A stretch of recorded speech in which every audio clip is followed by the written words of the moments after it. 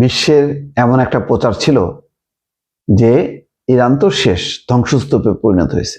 এর কাছে শোনেন ট্রাম্প কি বলে, যে নৌ বাহিনী একদম সাগর তলায় চলে গেছে, ধ্বংস হয়ে গেছে। অথচ এইরকম প্রচার ট্রাম্পের এবং পশ্চিমা গণমাধ্যম তো প্রতিনিয়তই বলছে যে কত ক্ষয়ক্ষতি হয়েছে, 33,000 অবকাঠামো শেষ, বহু মানুষ মারা গেছে এবং ইরানের এই 50 বছর লাগবে অবকাঠামো মেরামত করতে। ঠিক সেই সময় দেখেন খবর হলেই যুদ্ধবিরতির মাঝেই তেহরানে ক্ষেপণাস্ত্রের শক্তি প্রদর্শন, ইরানের সমর্থনে হাজার হাজার মানুষ নামলেন রাস্তায়। বুঝতে পারছেন?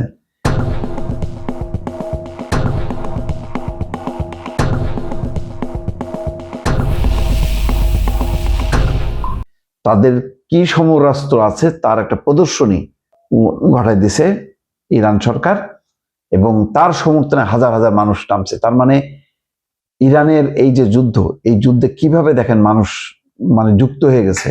9 কোটি মানুষ, এই এত বিপুল কোটি কোটি মানুষ যে দেশের যুদ্ধের পক্ষে চলে যায়, দেশের পক্ষে চলে যায়, সেই দেশকে পরাজিত করা খুবই কঠিন। যুদ্ধবিরতির মাঝেই তেহরানের রাস্তায় ক্ষেপণাস্ত্রের শক্তি প্রদর্শন করলো ইরান। খোরামশাহ কাদরের মতো ব্যালিস্টিক ক্ষেপণাস্ত্রগুলি নিয়ে রীতিমতো মহড়া হয়ে গেল। সেই মহড়ার ভিডিও প্রকাশ করলো তেহরান, যদিও ভিডিওটি সত্যতা যাচাই করা যায়নি। ইরানের সরকারি সংবাদ মাধ্যমও এই মহড়া সম্প্রসারিত হয়েছে।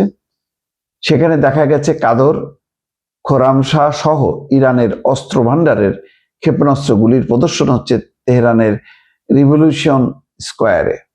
ভিডিওতে দেখা গেছে হাজার হাজার ইরানবাসী হাতে পতাকা নিয়ে এই প্রদর্শনীতে সামিল হয়েছেন, রাস্তায় নেমে উচ্ছ্বাস আর উল্লাসে মেতেছেন।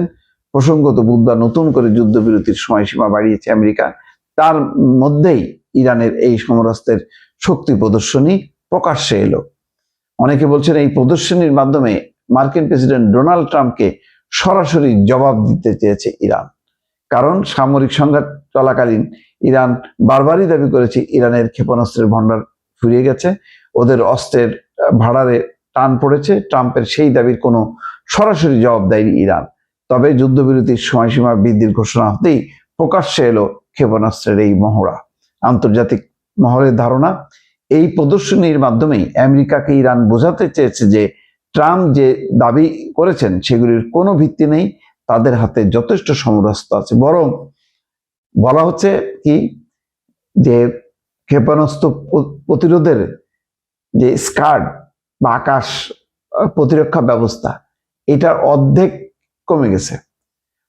আর যদি যুদ্ধ চলে তাহলে ইরানের যে ক্ষেপণাস্ত্র, সেই ক্ষেপণাস্ত্র আর নিয়ন্ত্রণ করতে পারবে না বা প্রতিরোধ করতে পারবে না, এমন একটা অবস্থায় চলে গেছে। এবং সেই কারণে বলা হয় যে এই যুদ্ধবিরতি লম্বা সময় ধরে চলবে, কারণ ওই যন্ত্রপাতিগুলি যদি আবার তারা নির্মাণ না করে, আবার তৈরি না করে, তাহলে আর ইরানের সাথে তারা যুদ্ধ করে পোষাতে পারবে না।